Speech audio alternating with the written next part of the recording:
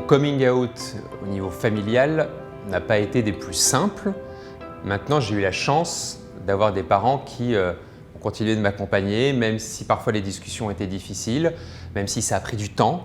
Et donc, je me suis dit, voilà, moi j'ai de la chance de ne pas avoir été mis à la porte de chez moi, d'avoir une vie heureuse. Donc je dois maintenant, c'est un devoir, d'aider ceux qui n'ont pas cette chance.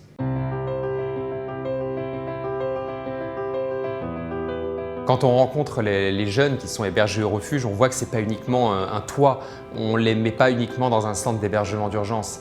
C'est incroyable tout le travail qui est fait autour pour les accompagner. Parce qu'être mis à la porte de chez soi, comme ça du jour au lendemain pour certains, c'est un traumatisme extrêmement fort et il faut des mois et des mois pour certains pour pouvoir se reconstruire, être accompagné et enfin se lancer dans la vie d'adulte. Et effectivement, tout ça, c'est essentiel et on le trouve nulle part ailleurs qu'au refuge.